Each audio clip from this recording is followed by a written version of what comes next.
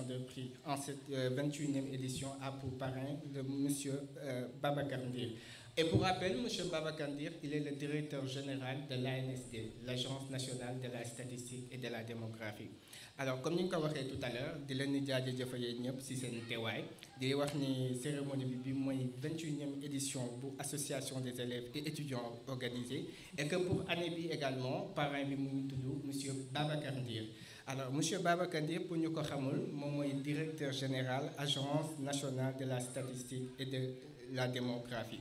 Alors, mesdames et messieurs, en continuant également par l'ordre du jour qui a été inscrit sur le chronogramme, nous allons commencer par le discours d'usage, un discours qui sera effectué par M. Faye. S'il vous plaît, M. Faye.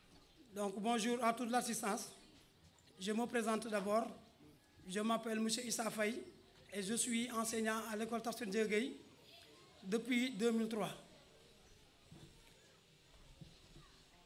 Donc, Monsieur le maire de la commune de Yoff ou son représentant, donc Monsieur le représentant de l'APEXI, Monsieur le président de l'AEY, donc l'association des étudiants de Yoff, autorités académiques, coutumières, religieuses,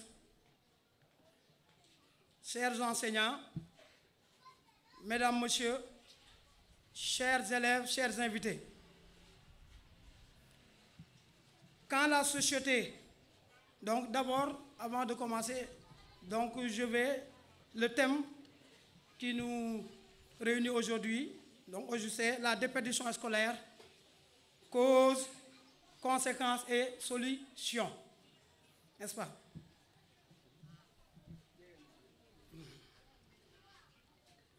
Quand la société confie à l'école ce qu'elle a de plus cher au monde, c'est-à-dire l'enfance, qui est la fleur de l'humanité, elle nourrit l'espoir de la voir éclore, s'épanouir et se développer dans toute sa plénitude. Mais, malheureusement, de multiples entraves se dressent contre la planification de nombreuses stratégies pédagogiques élaborées pour l'atteinte de ces objectifs. Les exemples abondent, mais nous ne citerons pour mémoire que la déperdition scolaire, thème de la cérémonie qui nous réunit aujourd'hui. Donc, je m'en vais d'abord définir le concept. Dans le dictionnaire actuel de l'éducation, deuxième édition, Guérin, Paris SK, 1993, Renal Legendre définit la déperdition scolaire, la déperdition des effectifs scolaires comme étant la sortie prématurée d'une partie des enfants, des effectifs enrôlés plutôt, dans un cycle d'enseignement ou d'un programme d'études donné.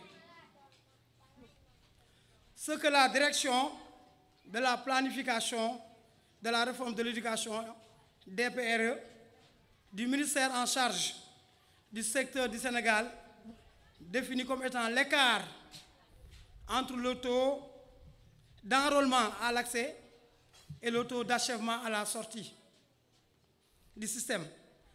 Maintenant, sans prétendre épuiser tout le thème, qui est un thème vraiment vaste et riche, nous en aborderons les causes, les conséquences et les propositions de solutions qui nous semblent les plus récurrentes dans notre milieu. Donc, d'abord, les causes. Donc, certaines de causes sont inhérentes au système éducatif lui-même, mais d'autres sont individuelles, familiales ou sociales. Les causes psychopédagogiques, donc les contenus qui ne prennent pas en charge les intérêts de l'enfant. Parce que l'enfant, quand vous lui enseignez quelque chose qui ne l'intéresse pas, donc l'enfant ne suit pas. Les méthodes d'enseignement non motivantes et dépassées. Les effectifs pléthoriques. Et nous nous rendons compte, présentement ici à Yoff, que nos classes sont débordées, sont surchargées. N'est-ce pas? Quand il est rare d'entrer dans une classe où on ne fait pas plus de 50 élèves. Et dans ces conditions, vous voyez bien, donc ici, donc, toutes les difficultés auxquelles sont confrontés les maîtres. Le comportement des enseignants. Parce que beaucoup d'élèves ont abandonné l'école simplement donc, à cause des enseignants qui n'ont pas été à la hauteur. N'est-ce pas? Je suis du système, mais je reconnais que donc, certains enseignants ont parfois poussé donc, les élèves à abandonner simplement l'école.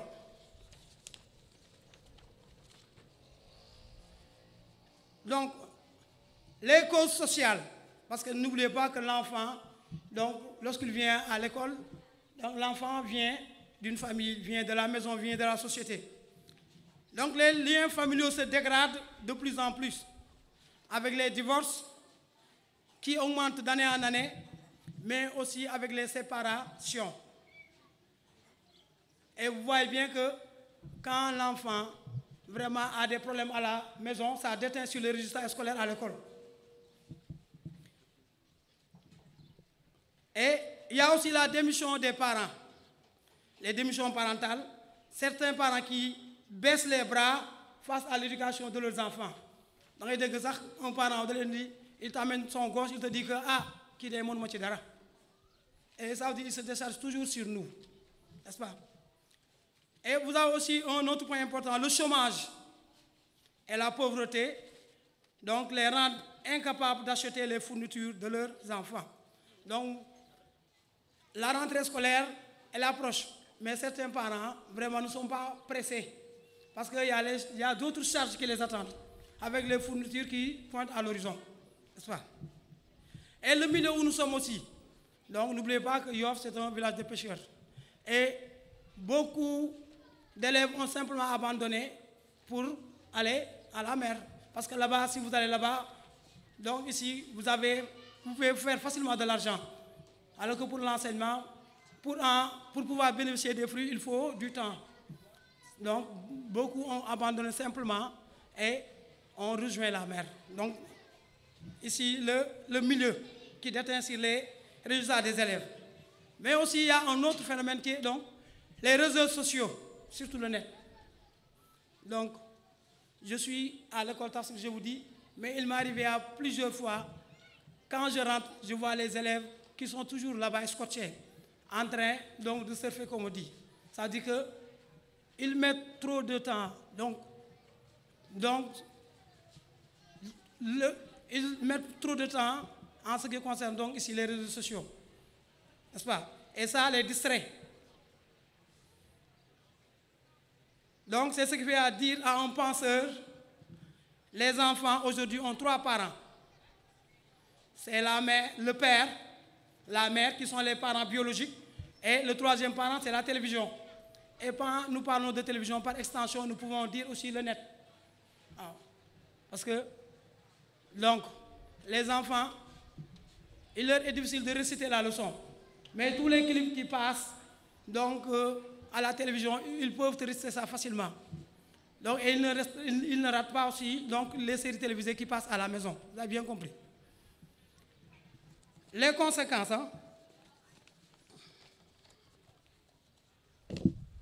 les conséquences sont multiples, mais on peut en citer l'analphabétisme d'une partie importante de la population. Donc simplement parce que ici, donc, le français, c'est une langue d'emprunt. Et beaucoup d'entre nous, donc jusqu'à présent, ont des problèmes donc, pour ça. Donc l'analphabétisme d'une partie de la population. Le chômage aussi, donc, qui est dû en partie à une absence de qualification. Si vous n'avez pas de qualification, il vous est très difficile vraiment de trouver du travail. La délinquance, donc, tirée à cause du chômage et d'une absence de qualification. Et le travail précoce des élèves, des enfants. Donc, quand l'enfant ne va pas à l'école, donc, souvent, il commence assez tôt le travail. Alors que, pendant ce temps, l'enfant devrait être simplement à l'école. Les solutions, face à ce phénomène qui gagne du terrain, des solutions s'imposent. Donc, la sensibilisation des familles sur l'importance de l'éducation et les dangers sur la déperdition, n'est-ce pas? On le dit, on le répète. Donc, mais on ne cessera jamais de dire donc l'importance de l'éducation, parce que l'enfant, s'il n'est pas à l'école, il passe à autre chose, n'est-ce pas? Demandez aussi aux parents de respecter les lois interdisant le travail des enfants. Parce qu'à un certain âge, l'enfant, donc ici, il y a des élèves qui, comme je l'ai dit tout à l'heure, qui commencent très tôt le travail, n'est-ce pas? Suivre les absences répétées des enfants. Donc, quand un élève est absent, donc, le maître, donc, en classe, souvent nous avons notre répertoire des parents, nous devons prendre la peine au moins de nous enquérir pour savoir pourquoi cet élève aujourd'hui il n'est pas venu. Parce que c'est une porte ouverte, donc l'école buissonnière c'est une porte ouverte à l'abandon. Réformer, donc connaître les causes de ces absences. Parce que quand un élève ne vient pas, donc il faut s'enquérir, je l'ai dit tout à l'heure, de la situation peut être autre. Ça peut être à cause de maladie, ça peut être aussi à cause d'un problème que l'enseignant peut régler. Réformer le programme scolaire, parce qu'on surcharge trop nos élèves. Donc, à ce titre, la question à se poser, c'est est-ce que le curriculum est-il adapté? Donc, l'harmonie dans les familles. Parce que quand il n'y a pas de problème à l'école, donc l'enfant a tous les chances de réussir. Mais un élève qui a souvent des problèmes à la maison, il lui est vraiment difficile donc, de pouvoir suivre correctement. Donc, l'harmonie dans les familles. Les familles où souvent, donc, les parents sont en parfaite harmonie avec les enfants. Donc, ça, c'est un plus pour l'enfant. Et utilisation aussi rationnelle des réseaux sociaux. Parce que le net, donc, aussi, c'est un intrant, comme je dis. Parce que, à partir de ça, je peux rester chez moi, je peux faire beaucoup de recherches. N'est-ce pas? À partir du net, je peux apprendre beaucoup de choses. Mais malheureusement, donc, il y a une porte ouverte. On peut apprendre aussi beaucoup de choses qui ne nous servent pas et qui nous distraient, donc de l'essentiel. N'est-ce pas?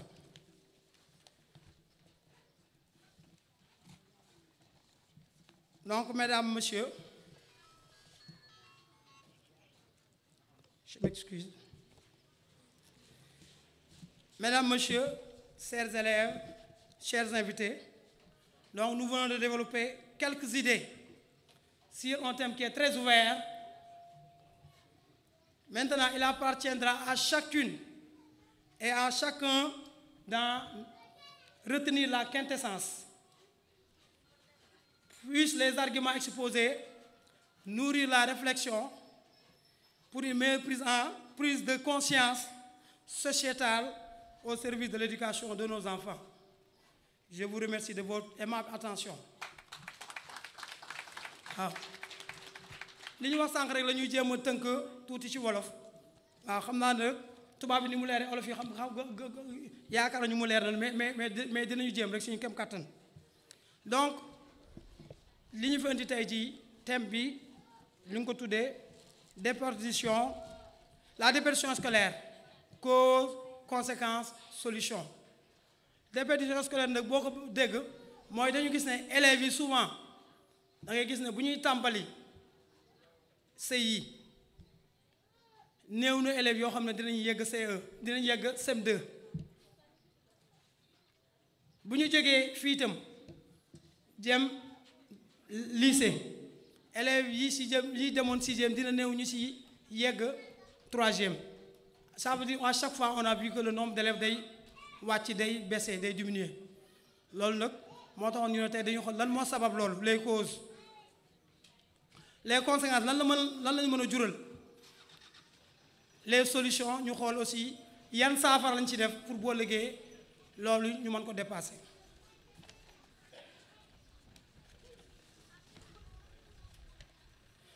dañu gis ne parent bi nga xam ne dafay jël élève am dénk ko école daf ci am yaakaar bu rëy la ci am parce que parent bu nekk boo sañoon booy joxe sa élève muy dugg CI yow a ngi séntu ci moom mu dem université ba boo liggéey mu mënal boppam mënal la yow mii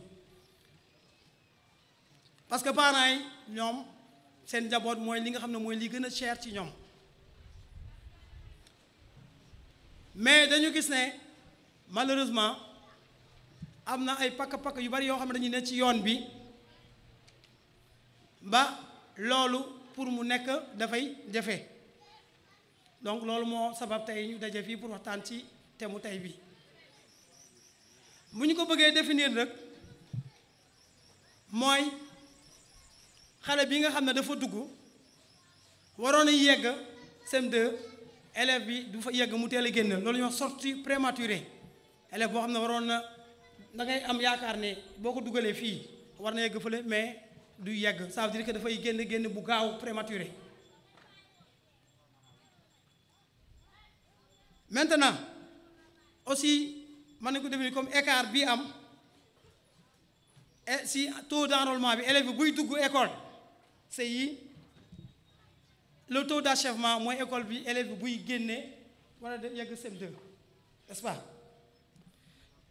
thème bi nag riche na yaatu boo xam ne kenn mënul wax lépp ci thème bi mais dañ ciy tànn ay points yoo xam ne dañ koy partager ak yéen mais yu ci bari mu ngi jógee li ñuy wax les causes donc thème bi dafa am yoo xam ne ay causes mu ngi jóge ci système éducatif bi ci njàngalin bi d'abord am na loo xam ne ci ñun la am na loo xam ne ci famille bi la am na loo xam ne ci société bi la cause psychopédagogique mooy yi nga xam ne ci xel lay jóge ñu war ko saytu ci njàngale mi bi ci jëkk dañu gis ne léegi xale yi des fois dañ leen di jàngal loo xam ne li leen di jàngal ñoom amuñu ci benn motivation amuñu ci benn intérêt xale nag boo koy jàngal loo xam ne intéressé wu ko yow yaay sonn rek mais li nga koy jàngal moom mu ngi ci leneen donc pour ñu jàngal leen loo xam ne au moins lu leen di motiver parce que motivation dafa am solo ci lépp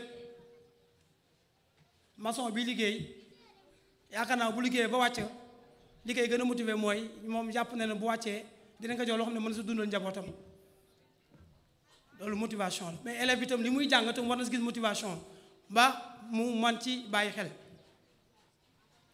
leneen ñëw ci système bi la mooy méthode d'enseignement yi parce que gis ngeen ne njàngale mi fi ñu toll mi ngi avancé suñu maître yi ni ñu jàngale woon ñun wote naa ni ñuy jàngale suñuy xale suñu classe yi nag boo fa demee dafa am effectif yoo xam ne kenn mënu ko xayma parce que man sama exemple rek laay jël man maa ngi ñëw école 3 en 2003 mais avant mu ñëw fa maa ngi noonu village bi ñuy wax Mbacke Jolof mu ngi nekk dans le Jolof def naa fa 5 ans mais 5 ans yi ma ne foofu yëpp musuma am effectif bu dépassé 25 élèves matul am 30 élèves te pourtant dama daa am foofu ñaari classe multigrade boole C1 boole C2 te doo am sax 30 élèves mais bi ma jëkkee ñëw fii en 2003 classe bi ma jox donc maa ngi amoon plus de 60 élèves ça veut dire que bi may dugg ci classe bi sax jour boobu j'ai failli fuir dem naa ba sax bay daw bay génn parce que effectif yi ne fële boo ñëwee dafa wuute trop ak effectif yi ne fii nga doog a ñëw doon un jeune maître ñu jox la effectif yu mel noonu sur plus de 65 élèves donc jàngal leen c'est pas facile te loolu moo am Yoff gi boo fi demee dañuy dem ba nga xam ne sax CI boo ñëwee pour inscrire am na élèves yoo xam ne duñu mën a dugg mais suñu classe yi vraiment li ci nekk ci effectif kenn mënu ko wax te loolu aussi dafay sooxe ci njàngaleen mi parce que maître bi du am temps bi muy laaj pour élèves yi nga xam ne ñoom ay difficultés problème mu mën leen di assister comme il faut soo bëggee ñuy imposer les 3 exercices à faire chaque jour nga war a def 3 exercices ci kay yi war ko corriger war a def say fiches war a def donc c'est très très difficile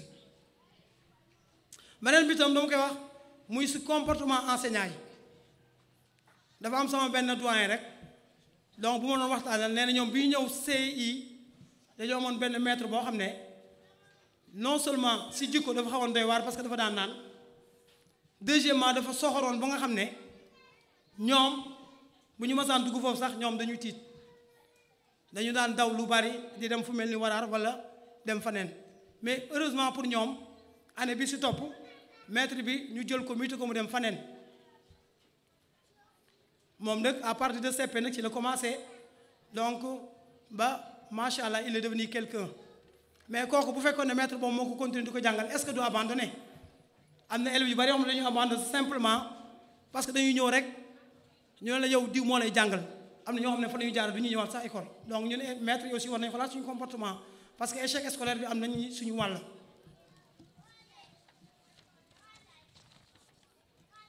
beneen bi itam mooy comme li ma xale bi bu muy ñëw ci famille la jógee te xale li koy dooleel mooy famille am bu fekkee papa jeex yaay ji dañu ànd kër ga vraiment mel ni këru seeneen dara manqué wu fa xale bi yaakaar naa bu ñëwee li mu bëgg donc yàlla mën a def bu góorgóorlu tuuti rek da koy jot mais boo amee parents yoo xam ne dañu séparé divorcé donc wala parents yoo xam ne dañu mel ni xajax muus loolu dafay déteindre ses résultats parce que njàng mi li ci ëpp kër gi lañ koy defee donc loolu aussi dafa nekk loo xam ne aussi dafay doon gàllankoor ci élèves yi dëkk bi tam fi mu toll yéen a ma gën a xam parce que dëkk bi metti na parents yi bari yi liggéey ñu ak dëkk bi ni mu xaw a demee nii am na ñoo xam ne sax yàkkamtu ñu école tijji parce que xam nañ ne ci tabaski la ñu jógee tamxarit bi mu ngi ñëw donc parents yi yaakaar naa tabaskeex tamxarit bi ñëw daf leen doggali mais bu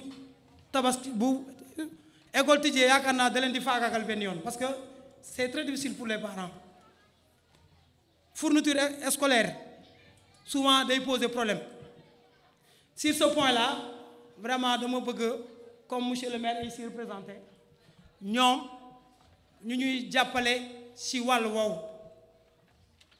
ci li ñuy fourniture yi ñuy joxe école ñu teel ko joxe à temps bu école tijjee rek vraiment ñu doter élèves yi seen ay fourniture parce que loolu dafay soulager parents yu bari parce que parents bu ci am élèves yu bari te sa doole demel noonu déjà dafay metti ci ñoom donc monsieur le maire vous êtes interpellé sur cette question pour que bu école tijjee vraiment ngeen jàppale ñu ci loolu parce que ñun bu école tijjee doo mën a commencer simplement parce que da ngay ñëw élève bi di nga toog une semaine élève bi du ñu am bic du ñu am kii da ngay mujj obligé di xaar te classe su CM2 yi dañu war a teel a commencer seen programme mais mënuloo commencer di jàngale tant que les conditions ne sont pas réunies donc sur ce point là ñu ngi leen di interpeller parce que xale yi ñun ñoo ko sekk ñun ñëpp c'est seen réussite Yoff la donc milieu bi ñu dëkk tam xam ngeen ne fii ay lébu la ñu comme on dit c'est le milieu beaucoup d'élèves dañu bàyyi seen jàng simplement parce que donc dañu nekk ci milieu bi nga nekk sa xarit boo xam ne da ngeen di jàng tous les jours dafay dem géej day am xaalis tout le temps yow tu as toujours des problèmes soo moytul moo mën na influencer ba nga bàyyi njàng dem ci géej gi ñu bari seen jàng yàqu na di geex milieu bi beneen bi ci des nag muy aussi loo xam ne vraiment mooy réseaux sociaux surtout net bi kooku dafay jëlal xale yi temps boo xam ne bu ñu ko defoon seen njàng yaakaar naa ne kenn du leen man mais seen temps bépp foofu la ñu koy defee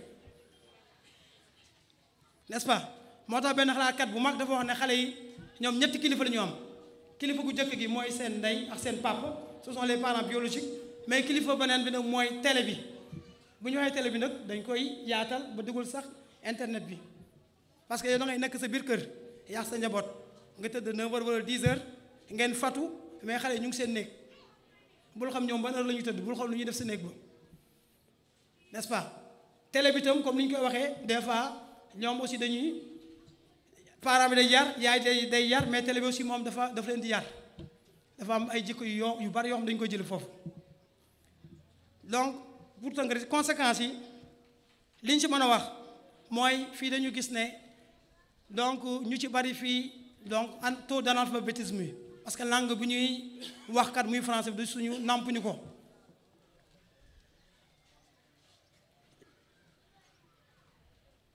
le chômage bi ñu wax sànq chômage bi nag li ko indi ñàkk liggéey bi li ko indi lu bari nag mooy ñàkk qualification parce que nit aussi boo amul qualification pour am liggéey du dafay jafe beneen bi délinquance élève bi nga xam ne deful dara kat pour mu génn fii agressé wala def leneen daf koy yomb beneen bi aussi mu doon le travail précoce des enfants élèves xale yi dañuy teel a liggéey loolu mën na doon cause comme mën na doon conséquence xale bu demul école kat su nee kër ga soo mootul da ngay dem rek yóbbu ko chantier wala yóbbu ko feneen solution yi donc mooy yan saafara lañu ci indi donc bi muy si jëkkee sànq wax naa ko mooy fourniture yi donc la répétition est pédagogique fourniture yi ñu ciy dimbali bu école tijjee pour ñu mën a teel a commencer.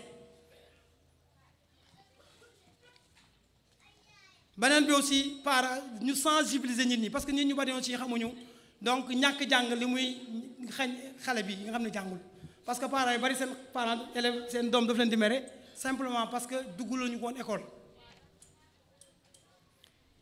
parents yi aussi ñu wax leen ñu respecté loi bi nga xam ne kat xale kat dafa am waxtu bu mu war a liggéey am na waxtu woon bu fa tolloo warul liggéey.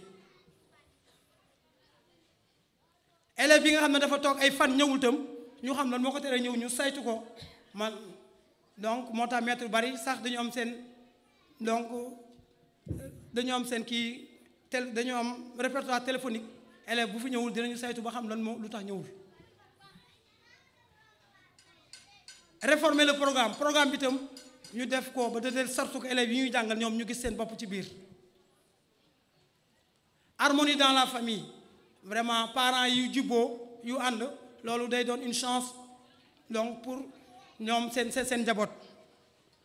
fi may tëjee nag mooy lu ñu wax sànq mooy internet bi baax na am na solo mais nañ ko utiliser ni ñu ko war a utiliser parce que am na yu bari yoo xam ne soo ko bëggoon xam tey ji da ngay jël sa téléphone bi rek génn ko léegi mu wax la ko là c'est très bien ça te fait gagner du temps mais ñu bañ a jël safaan ba di ko utiliser malheureusement dañu bari dañuy perdre temps bu bari ci foofu tey du leen amal benn njariñ.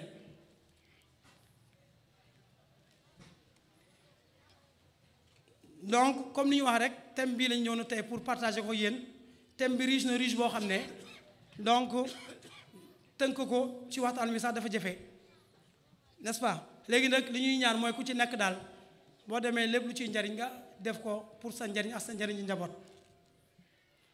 donc aussi ñu jël si aussi prise de conscience gën ci xalaat n'est-ce pas pour mu doon un plus pour les enfants.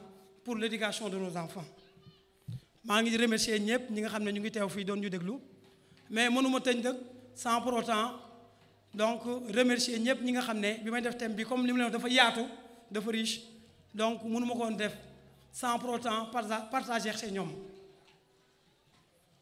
parce que thème bi moo yaatu noonu te lu yaatu kenn du ko tëj ñëpp ñi nga xam ne partager naa chez ñoom donc vraiment maa ngi leen di remercier de vive voix.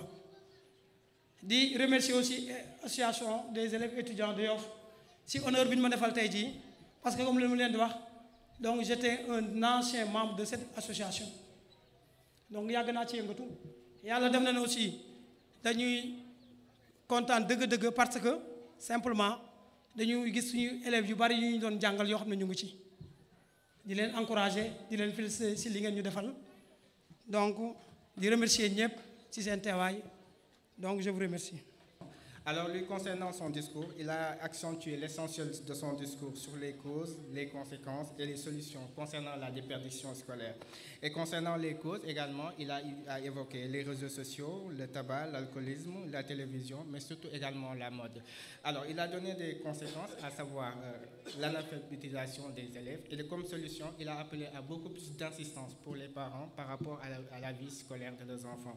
Alors, ci tënk ni ko monsieur Faye waxee tout à l'heure dafa def benn discours d'usage. Il a parlé de wax na ci cause, conséquences ak solution la déperdition scolaire.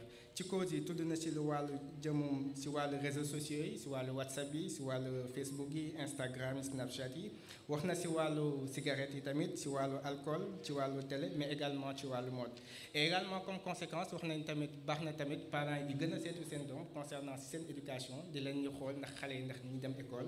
Maître yi également di jouer seen rôle par rapport ak élèves yi leur présence bu fekkee ñëwuñu ñu woo seen parents laaj leen ndax la moo tax xale bi ñëwul. Et je pense que c'était un discours qui était très pertinent. Merci encore monsieur Faye pour cette brillante intervention. Alors mesdames et messieurs, juste pour continuer concernant l'ordre du jour pour le chronogramme, je ne saurais commencer sans pour autant remercier monsieur Maria Ndoye, monsieur Moussa Sène également qui est le directeur des ressources humaines de la CNCAS, Imam Pak Ndiaye, monsieur Mohamed Sam. Il y a également les représentants des différentes écoles de la commune du Yoff, que ce soit le cours exponentiel, on a des représentants, merci de votre présence. Les représentants des cours Mam Abdou Dabar de Yoff, les représentants des cours Seydina Mandion Lai, les cours COSPAL et d'autres écoles.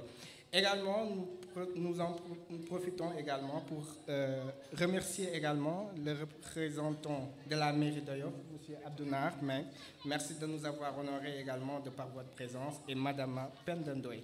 Alors, vous nous continuez également concernant la suite du chronogramme. Alors, l'initial si bien établi sera le discours du président de l'APECCI. Alors, est-ce que le représentant de l'APECCI est là?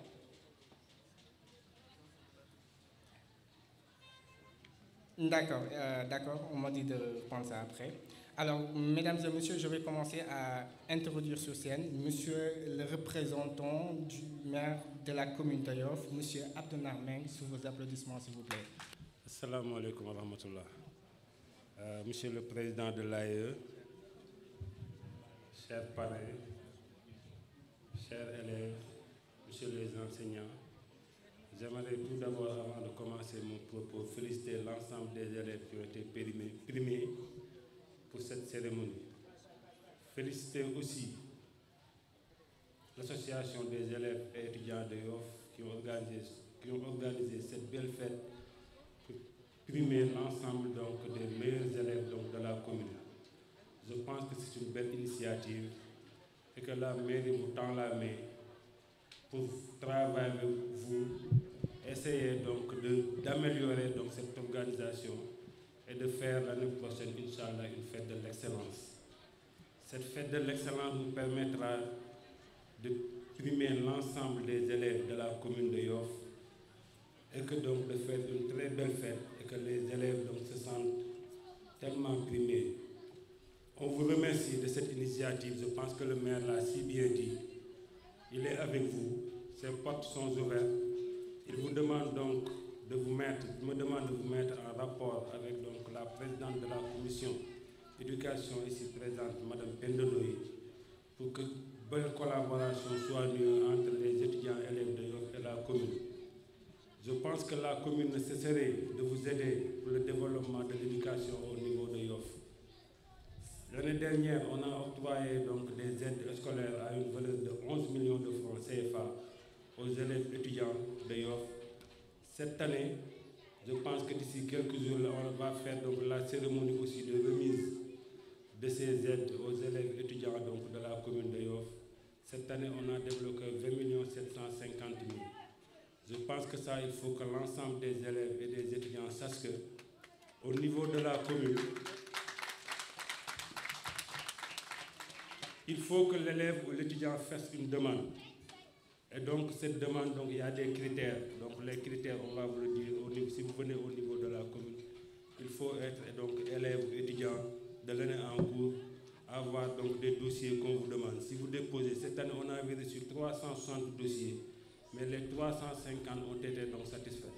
Je pense que sur ce, il faut une collaboration entre les élèves et étudiants de Yoff pour permettre à la commune de travailler facilement sur ces dossiers. Donc nous tendons la main à cette association pour une très bonne collaboration entre la commune et l'ensemble des élèves étudiants de Yoff. Je ne saurais terminer sans essayer d'apporter quelques éclaircissements à l'interpellation de M. Faye qui nous demande de donner les fournitures à temps. Je pense que c'est à nous de vous interpeller, vous les enseignants et les directeurs. Je pense que nous, notre slogan est fourniture. Et que sur ce, chaque année, je pense que c'est 3 ans passés. Donc les fournitures, on le donne même le jour de l'ouverture, on le donne au directeur pour permettre à l'élève d'avoir quelque chose pour commencer. Ça, je pense que ces 3 années passées, on a donné les fournitures le jour même de l'ouverture des classes. Et cette année, Inch'Allah, on a déjà fait la commande. Inch'Allah, on essaiera de donner ça le jour même de l'ouverture des classes. Nous sommes di sant ñëpp di wax ne tey kontaan nañ trop ñëw fii représenter le ministre le maire Abdoulaye Diouf Sarr. Je pense que bii étudiants yi ñëwee wax ko mbir mi dana leen tey jii bu fekkoon ne moom mu ngi fi moom si boppam mooy ñëw mais yàlla dafa dogal xam ngeen ne tey ñoom dañu am benn séminaire gouvernemental démb ak tey si loolu la nekk moo tax mu yebal ma ndax présidente bi nga xam ne mooy éducation au niveau de la commune de Yoff muy Adja Penda Ndoye ñu ñëw fi tey représenter la commune ci fête bi xam ne tey élèves étudiants ñoo ko organisé ginnaaw bi ñu félicité élèves yi xam ne yëpp am nañ tey ay raay yu leen di jox fii ñu ngi félicité tamit donc l'association di leen wax ne gis nañ liggéey bu rafet bi ngeen di liggéey fii ci dëkk bi defe naa fay wax na ko ñun ñëpp fii jaar nañ fi mais tey mënuñu taxaw fii ñun ñii parce que jamono bi ñu siy nekk dafa am koo xam ne bu ñu déclic am na ci association des étudiants élèves yàlla moo dogal ci moom la jaar mooy Alsane Faye ñu di ko ñaanal yàlla na ko yàlla yërëm ci li fële mu nekk di xam ne kooku def na ci liggéey boo xam ne am na solo trop tey dëgg loxo yi bu demee ba agsi ci loxoy président Mamadou mais gis nañ tamit liggéey bi ngeen def au niveau de Yoff ñu wax ne rek ñu ngi leen di tàllal loxo ñu àndal liggéey defar dëkk bi parce que dëkk bi ñoo ko mën a defar parce que yéen mënu lee dem sans ñun ñu ne ma ñu dem sans yéen ñu collaborer parce que ministre ne li ko gënal mooy que ci budget bii ñëw nii ñu xalaat nan lañ ci def benn rubrique boo xam ne fête de l'excellence lay tudd lu ñu ci mën a def ci ay millions nañ ko def mais bu boobaa ñun maire yi mënuñu ko def il faut ñu collaborer avec donc les étudiants ñëw ñu tamit pour jël li ngeen di def ne dañ koy def dañ leen di bàyyi yéenay defaat lépp mais en collaboration ak ñun tudde ko une fête de l'excellence def lu mag loo xam ne commune bi yëpp lañ ciy ñoo ciy teew yéen it critères yi yéen a koy xool ni ngeen koy xoole organiser ko maire bi jàppale leen ci ba ñu mën a jàppale suñuy doom ak suñuy élèves yi xam ne donc ñoo nekk ci dëkk bi étudiants yi pour jàppale leen nee naa ne at mu jot dinañ fexe nu ñu jàppale donc les étudiants ak élèves yi mais njàppal moom nit ki mën a nekk étudiant te du xam ne sax am na day génn ci mairie bi parce que ñun amuñu droit di subventionner ñeneen ak ñeneen mais am nañ droit def ay aide scolaire je pense que daaw génne woon nañ 11 millions mais ren génn nañ 20 millions 750 mille xam naa fan yu néew dinañ oo récipiendaires yi pour jox leen ko mais ndimbal moom nan lay demee nit ki nag moom mooy ñaan ndimbal il faut mu bind mairie bi bu boobaa am na ay critères yoo xam ne de sélection moo fa nekk parce que il faut ñu laaj la ay dossiers xale yi xam ne tey jii yàlla dafa dogal ay xale la ñu ngi ci primaire bi sax am nañ ci mais ñooñu tey comme maire joxe liquide ay mandat lay joxe seen parents yi ñoo di représenter pour mën a jëli mandat yooyu étudiants yi ñoom seen mandat yi seen tur lay nekk ñu dem jël ko je pense que on a sorti 20 millions 750 mille pour jàppale loolu di leen ñaan ngeen gën a jegeñ donc la présidente bi xam ne donc mooy Penda moom mi xam ne li ko ñor lépp mooy éducation bi gën a développé au niveau donc de la commune de Yoff ngeen côtoyé ko gën a waxtaan ak moom ñu wax leen les critères li ñu leen mën a jàppale ba xam ne li ngeen nekk lépp nañ ci réussir je pense que nos portes sont ouvertes te ministre nee na bëgg na daal entre élèves yi ak étudiants yi association bi ak moom bañ a am ay gants lépp loo xam ne war nañ ko waxante wala ñu defante ko jox na président bi son numéro pour ñu yëg ko moom lépp loo xam ne mën na si jàpp personnellement parce que il les a dit que c'est pas le maire qui parle c'est pas le ministre qui parle mais c'est un Yoffois qui parle qui est là qui pour aider donc les Yoffois war naa man si li ma nekk ma jàppale si donc waa Yoff je suis prêt pour le faire mais mënuma terminer te duma wax monsieur Faye que loolu mu ñu interpellé ñu leen di interpellé waat par rapport à ça parce que ñun yàlla dogal na at yu mujj yëpp defe naa ñetti at yëpp si may wax si contrôle présidente commission bi fourniture yi ñu ngi koy joxe bu si ouverture bi ñun dañu am benn slogan bu ñu ne ubbi tey jàng tey ñun commune ñu ne ubbi tey joxe fourniture tey te loolu at yi passé ñu ngi koy def donc yéen kay la ñuy ñaan fourniture yi ñu leen di jox ngeen faxe parce que ñun dinañ faxe ba comptabiliser élèves yi nekk si école bi ne faxe la jox la loo xam ne wax fa dëgg yàlla mën nga si commencer ba sax balaa papa di compléter les fournitures chaque année noonu lañ koy defee donc yéen la ñuy interpeller kay pour wax leen ngeen jàppale ñu rek élèves yi teel a jot seen ay fournitures ba ñu mën si jàng ba parents yi mën a jënd ay fournitures mais tamit fi may jeexale mooy féliciter et remercier donc le parrain Khalifa Babacar Ndir mi xam ne donc mu ngi toog si kaw di wax ne rek vous avez choisi quelqu'un ba nga xam ne tey mérité na ñu parrainé ko lii parce que koo xam ne tey lépp lu ko ñor mooy développement Yoff donc kooku tey bu ngeen ko parrainé ñun kontaan nañ si torop di ko féliciter di ko remercier ngeen baal ma salaam merci. Abdallah. Il a eu également à accentuer son discours sur les rapports entre les étudiants et la commune, mais également pour les participations de la mairie à l'aide communautaire. Alors, vu qu'on m'a signalé tout à l'heure qu'on a un peu de retard par rapport au chronogramme, je pense que je vais un peu accélérer la cadence en appelant sur scène, mesdames et messieurs, le président de l'association des élèves et étudiants d'ailleurs sous applaudissements, mesdames et messieurs, El Hadj Mamadou Ndoye. Monsieur le parrain de cette 21e édition de la cérémonie de décision de prix, Monsieur le représentant du maire de Yoff, El Hadji Abdounar Mbengue, Monsieur le représentant de l'APEXI, chers enseignants, chers parents d'élèves, chers membres de l'AIE, messieurs et mesdames, nos amis du COJEN, mesdames et messieurs l'assistance, nous voilà réunis aujourd'hui en ce lieu symbolique pour célébrer de la meilleure des manières possibles l'excellence des apprenants yoffois. Cette cérémonie qui en est à sa 21e édition a une double portée. En effet, en plus de primer les meilleurs, elle vise à motiver tous les élèves de la localité qui, en voyant leurs camarades à l'honneur, feront de leur possible pour être à leur place l'année suivante. C'est dans cette dynamique de motivation que nous avons choisi comme parrain cette année M. Babacar Ndir, directeur général de l'ANSD, une personne qui est une référence pour toute la jeunesse estudiantine yoffoise, aussi bien de par son cursus scolaire et universitaire que par son parcours professionnel. Monsieur le parrain, recevez notre profonde gratitude. L'AIE vous est reconnaissante. Le thème retenu cette année, la déperdition scolaire, causes, conséquences et solutions, est loin d'être fortuit. Mesdames et messieurs, reconnaissons à bien des égards que l'heure est maintenant grave. Nous sommes dans une période où nos jeunes frères ne savent plus lire normalement, bien qu'étant dans une classe avancée du primaire. Une période où les collégiens peinent à résoudre les problèmes les plus basiques. Une période où les lycéens ont tous les problèmes du monde pour rendre un travail convenable. Une période où même les étudiants barbarisent la langue de Molière. Une période où nos écoles mènent trop souvent à l'échec. Vous avez certainement dû, comme moi, remarquer que le problème touche tous les apprenants de tous les niveaux possibles. Je ne vais pas trop m'appesantir là-dessus car M. Issa Faye l'a largement fait.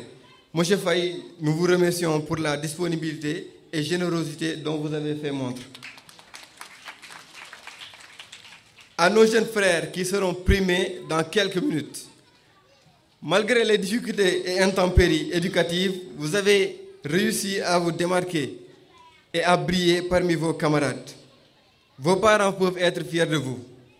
Mais ne vous contentez pas et ne vous relâchez pas. Continuez de travailler, continuez d'avoir de bonnes notes et ne cessez jamais de chercher la perfection, car dit-on, qui cherche la perfection trouve l'excellence. Chers parents d'élèves, nous sommes dans un monde plein de distractions et de tentations qui peuvent facilement détourner votre enfant de l'essentiel.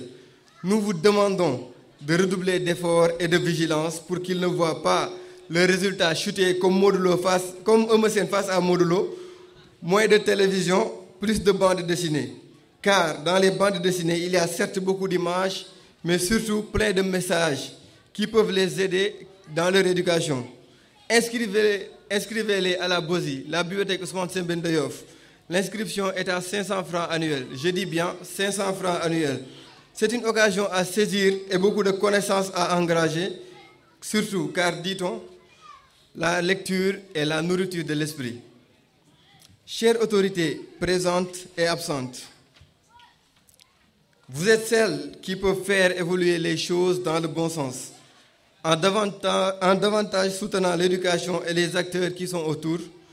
Vous n'êtes pas sans savoir qu'en ces temps-ci, étudier comme il faut relève d'un vrai parcours de combattant et que tout combattant a besoin d'armes pour remporter ses batailles.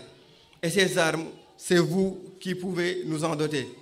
Vos jeunes administrés, qui pour certains sont des frères et sœurs, pour d'autres des fils, des filles, des nièces, neveux et même cousins éloignés, sont en train de souffrir le martyre au niveau des universités de l'intérieur du Sénégal. Ils ne disposent pas de logements convenables et ne parviennent même pas à manger à leur faim. Ce ne sont plus des étudiants, mais plutôt des étudiants. Comment quelqu'un qui est dans ces conditions peut apprendre les milliers de leçons qui l'attendent au niveau des amphithéâtres? Leur potentiel échec sera le nôtre, donc de grâce, ayons plus de considération à leurs égards. Jeunesse estudiantine de ma commune, ne demandez pas ce que l'engagement à l'AIE vous apportera, mais dites-vous plutôt qu'est-ce que vous pourrez apporter à l'éducation yofoise par le biais de l'AIE. Nous sommes dans une ère de fédération dans laquelle nous devrons nécessairement nous donner la main pour mener à bien la mission qui nous est destinée. Nos aînés ont fait cela pour nous, alors rendons la paix. Économiquement parlant, Yoff est la plus grande commune de l'Afrique. Une phrase que je rêve d'entendre dans un avenir proche. Certains pensent que c'est une utopie, mais je reste persuadé que cela est plus que possible. Le développement de Yoff, le développement n'est pas un luxe réservé à une petite partie du monde, mais plutôt une main qui est tendue à qui veut la prendre. Cette main, n'ayons pas peur de la prendre pour ainsi nous construire.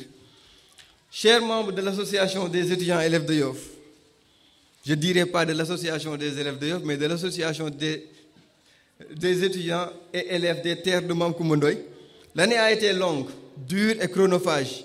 Les difficultés ainsi que les invectives à votre rencontre ont été au rendez-vous. Mais vous avez totalement été à la hauteur et vous avez montré à tous que vous étiez engagés et déterminés à même faire face à quiconque se dresserait contre l'intérêt des apprenants de Yoff. Chers camarades, le chemin reste long, certes, mais aussi noir que sera le tunnel, nous finirons par en voir le bout et ainsi revoir la brillance de l'astre du jour. Je demanderai à l'assistance de se lever. Je demanderai à l'assistance, l'ensemble de l'assistance de se lever.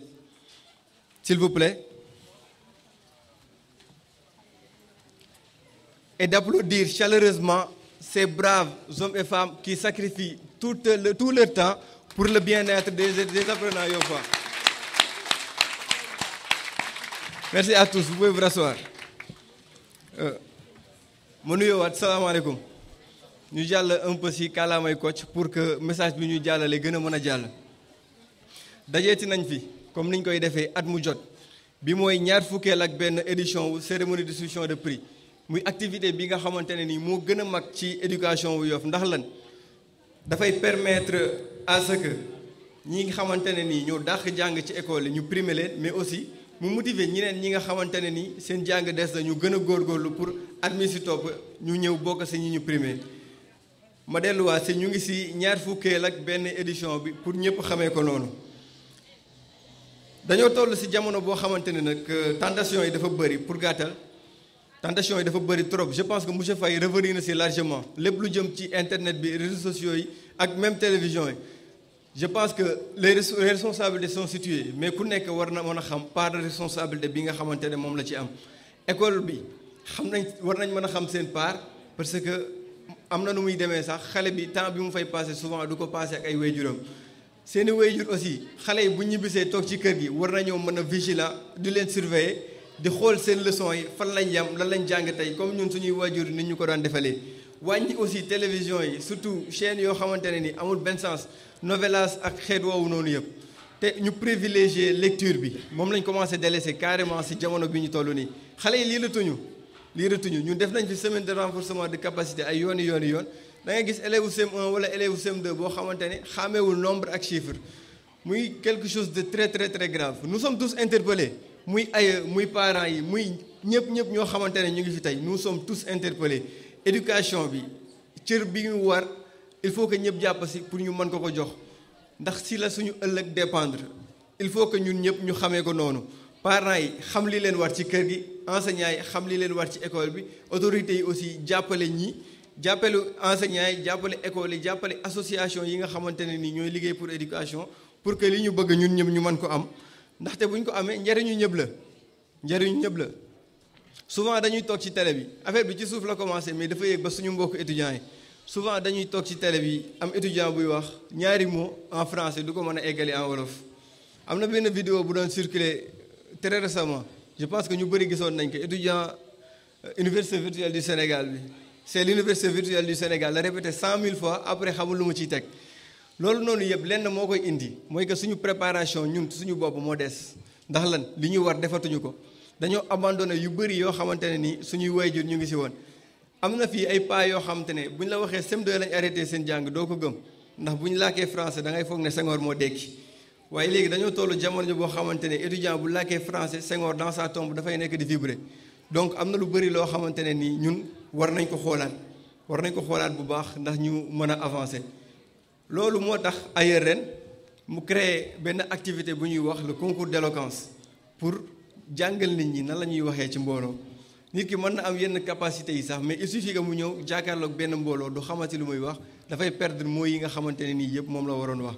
loolu moo sabab activité bu toll noonu di ñaax aussi étudiants yeeg élèves yi ñu ñëw di participer ci activité yooyu parce que seen njariñu kese la ren effort bi gis nañ ko ndax on a eu plus de 40 participants mais on peut avoir beaucoup plus te bu ñu xool juste activité bi mais nañ xool formation yi nga xamante ne nii moo nekk ci ginnaaw formation de prise de parole en public de motivation ak de prise de conscience en soi. ma terminer ci benn affaire bu ndaw muy Yoff en général. développement wu Yoff ndaxte jot na ñun ñu dugal ci suñu loxo bu baax ñun ndaw ñi surtout ñun étudiants yi nga xamante ne nii tey pour la plupart ñun ñoo fi dajale il faut que ñu dugal ci suñu loxo bu baax si nan buñ toog ku nekk naan noo owuñu ma ci lii du ma ci ñëw boo déggee ne dara am na loo xamante ne nii mën na jëmal Yoff kanam rek da ngay ñëw teg ci loxo nettoyage yeeg séance de réflexion yëpp buñ ci xeeb dara nañu ñëw joxante loxo ñu liggéey ngir Yoff mën a avancer. loolu laa amoon ci lu may wax di jéggalu ci xaw a guddeel bi aussi te di ñaan aussi parents yi dëgg la naaj bi tàng na et tout mais ñu toog taaxirlu ba prix ñu joxe prix yi seen doom yi te bu ñu leen ko joxe ba pare aussi ñu daje comme ni ñu ko daan defee kër APEX yi cocktail bi am na pour mbengeen ni faaleen ni ak njaañeen yi mais aussi saafonte bi yaakaar naa moo ci ëpp solo loolu laa amoon ci lu may wax tey jërë ngeen jëf. El Hadj Ndoye pour ce pertinent discours. Encore une fois, il a redynamisé l'association des élèves et cette association est en train de prendre une ère considérable. Sans pour autant, mesdames et messieurs, il y a une information qui m'est parvenue tout à l'heure. Alors, c'est l'association Mago Kids qui veut amener les élèves, ceux qui sont du primaire, à une sortie à la piscine olympique. Ce sera le samedi à partir de 8h. Alors, Mago Kids, c'est une association bu fi nekk te soo di koy jiite moo leen di yëgal ni que bu xale yi nga xam ne leen primé élèves yi nekk primaire le samedi 14 samedi bi di ñëw incha allah à 8h nañu daje Pencum Yoff dañ leen yóbbu piscine olympique pour une baignade. Alors, en continuant également par rapport à la logique du chronogramme, l'association des élèves et étudiants de Yoff remercie également Diamy, un jeune associé musulman de Yoff, pour sa participation active à la réussite de cet événement. Et je vous prie de les applaudir, s'il vous plaît. Toujours également, par rapport à la logique également qui a été mise au chronogramme également, je vais demander sur scène, monsieur le représentant du COJEN, de venir faire son discours très rapidement avant qu'on introduise le parrain. Est-ce que le représentant du COJEN est là? Chers parrains, chères autorités, chers parents, chers élèves, honorables invités, mesdames et messieurs, c'est un réel plaisir de prendre la parole en cette journée, à l'occasion de la cérémonie solennelle de distinction des lauréats de l'ensemble des écoles de Yoff. En attendant que des voix plus autorisées que la mienne, permettez-moi d'exprimer mes vifs remerciements à toutes les autorités qui, de par leur présence si distinguée, ont rehaussé l'éclat de cette journée. Je voudrais, au nom de l'ensemble des membres du COJEN, exprimer toute notre gratitude et nos sentiments de vive reconnaissance à l'endroit de l'amicale des élèves et étudiants de Yoff, qui, à chaque activité organisée par le COJEN, y apportent leur soutien physique, moral et même financier. Mesdames et messieurs, l'organisation de cette présente cérémonie s'inscrit en droite ligne de la volonté commune de faire de la culture de l'excellence un état d'esprit partagé par l'ensemble de la collectivité lébou, notamment Ngor, Ouakam et Yoff, qui ont eu récemment à organiser de semblables cérémonies. Je vais juste terminer mon discours pour ne pas monopoliser la parole par lancer un appel solennel à l'endroit de toutes les autorités à s'impliquer davantage dans l'éducation pour une amélioration des performances scolaires. Merci beaucoup. Du COJEN. Alors, je signifie que COJEN signifie collectif des jeunes étudiants et élèves de Ngor. Merci beaucoup pour ce pertinent discours également. Alors, est-ce que le représentant de l'APEXI est là? Il n'est pas là, donc on va continuer.